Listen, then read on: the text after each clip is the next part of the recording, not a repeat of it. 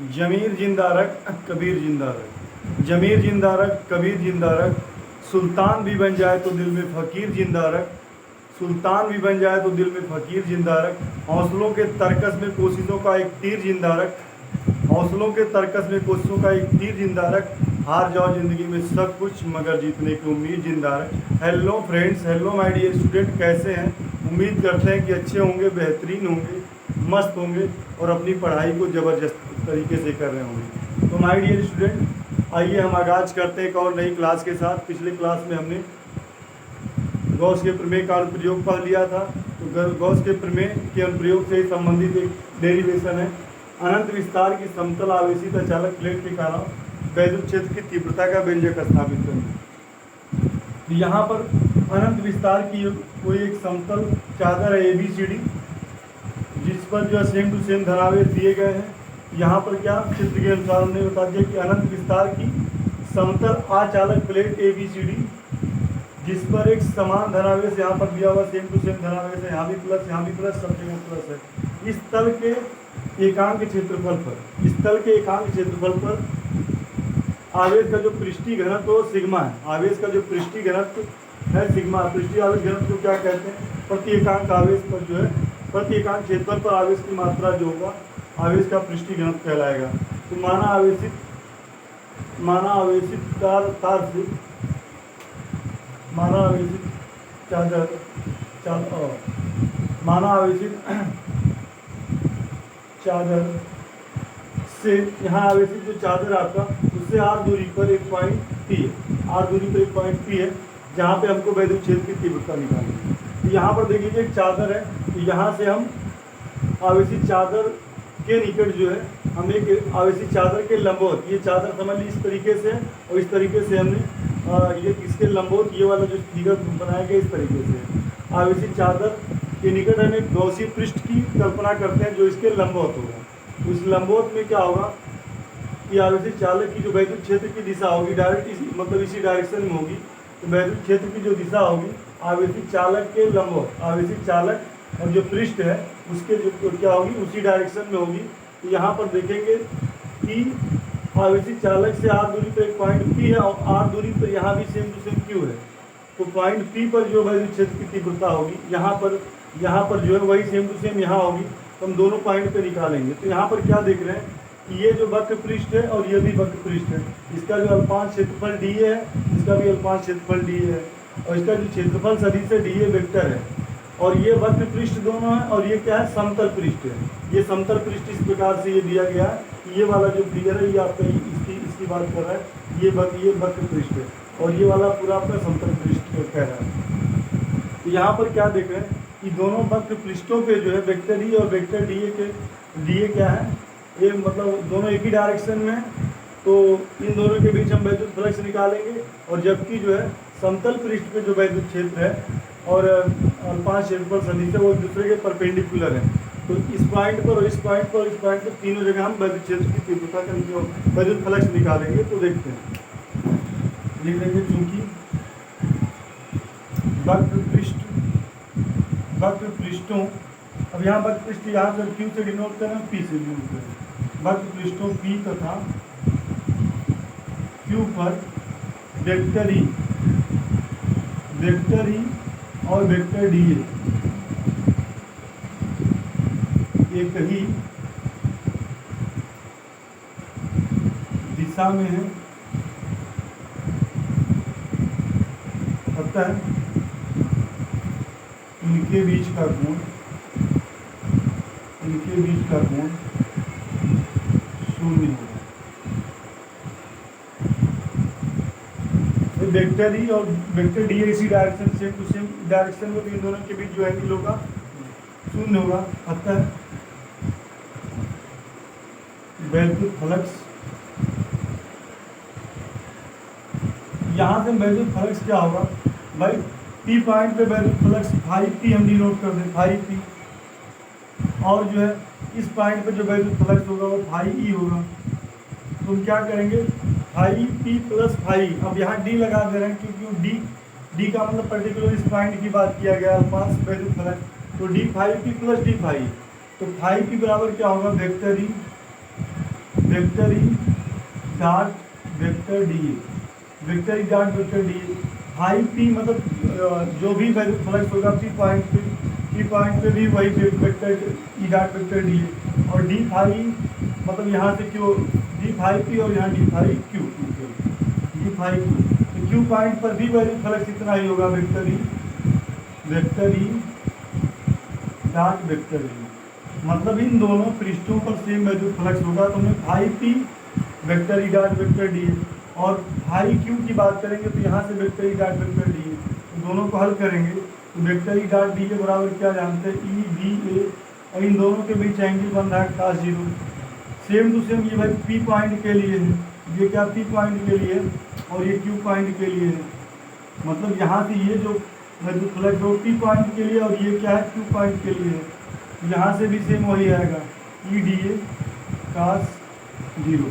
तो यहाँ से क्या देख रहे हैं, ई डी ए cos 0 अंश का मान 1 होता है, यहाँ भी ई डी ए cos 0 अंश की वैल्यू 1 होगी। यहाँ से क्या देखेंगे, D phi P plus D phi Q,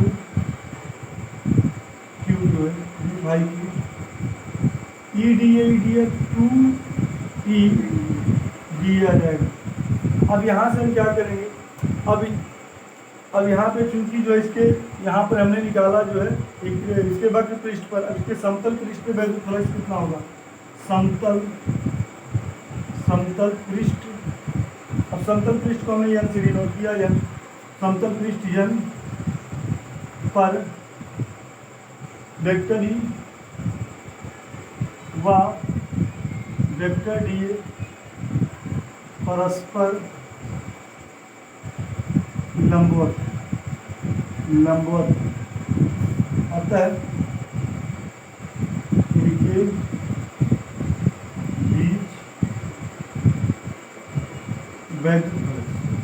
इनके बीच वैद्युत फ्लक्स कितना होगा। अब वैद्युत फ्लक्स जैसे मैं पी पॉइंट पे फाई पी कहा था और क्यू पॉइंट पे फाई क्यू कहा था, इसी प्रकार यन वाले को हम क्या करेंगे, डी फाई यहाँ यन लिख देंगे। यहाँ से निकालेंगे तो क्या होगा, vector E dot vector D A. अब यहाँ से vector E dot D A cos, इन दोनों के बीच एंगल 90 है तो 90 है। अब कास 90 की वैल्यू 0 होती है, यहाँ से क्या निकालेंगे, डी फाई यह क्या आ जाएगा, 0 आएगा। भाई कास 90 0 तो प्रत्येक कंडीशन में पूरा 0 हो जाएगा।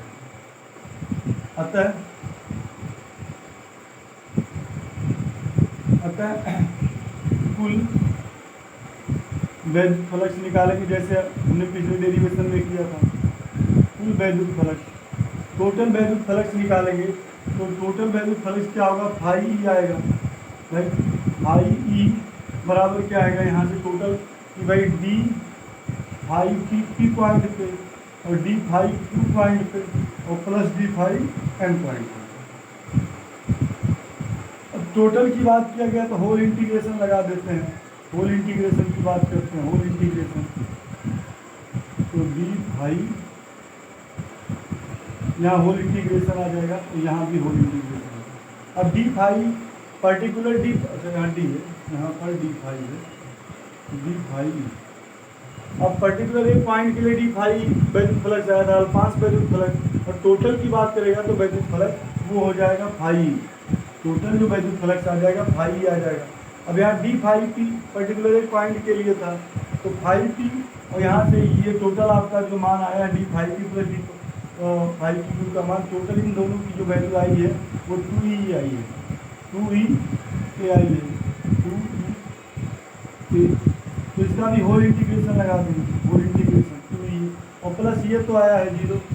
अब यहाँ से थोड़ा सा क्या करेंगे, i बराबर 2 को बाहर रख लीजिए 2e, क्योंकि भाई यहाँ से होल इंटीग्रेशन की वैद्युत क्षेत्र की तीव्रता प्रत्येक जगह सेम है, प्रत्येक जगह वैद्युत क्षेत्र की तीव्रता हर जगह सेम है। तो टोटल की बात करेंगे तो भाई वैद्युत क्षेत्र की तीव्रता में कोई चेंजिंग नहीं आएगी। 2 यहाँ पर कांस्टेंट है, बच रहा है होल इंटीग्रेशन है, whole integration E D A रहेगा, यहाँ डी ए,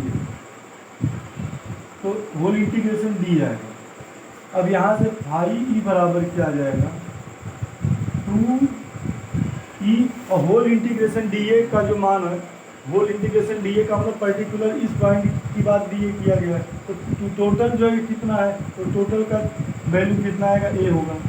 डी ए क्या बता रहा है, अल्पांश क्षेत्रफल को बता रहा है, और total whole integration D A क्या बताएगा भाई, टोटल मतलब एरिया कितना है, तो टोटल इसका जो क्षेत्रफल है वो ए है, क्योंकि जो है होल इंटीग्रेशन डी ए की जो वैल्यू होगी ये होगी। पिछले हमने क्वेश्चन में होल इंटीग्रेशन डी ए के दूसरी वैल्यू दे दिया था, वहाँ पर अनंत लंबाई का कुछ चालक था, तो यहाँ पर इसकी 2a आएगी, समीकरण नंबर 1। यहाँ पर हमको क्या क्या काउंट कर रहे हैं, तो वैद्युत क्षेत्र की तीव्रता निकालने के लिए अब हम क्या करेंगे, गॉस के प्रमेय का यूज करके हम इस क्वेश्चन को हल करेंगे। देखेंगे हमको वैद्युत क्षेत्र की तीव्रता निकालनी है, तो फिर हम आगे क्या करेंगे,